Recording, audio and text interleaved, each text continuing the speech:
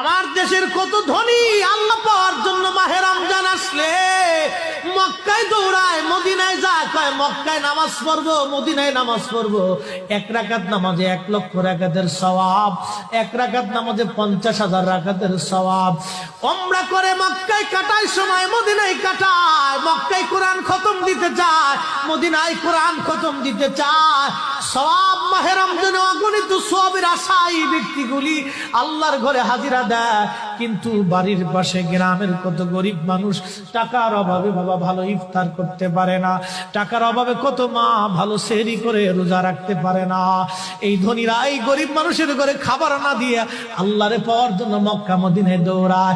আল্লাহ ডাক দেখো, বান্দা একবার মরে দেখ, কায়দা মতো জুতা দিয়ে পিটামো, আমার বান্দারা না খায় ইফতার করবে, আর তুই আল্লাহ পাওয়ার জন্য মক্কায় আইছো, এমন আল্লাহ আমি ধরা দেব না।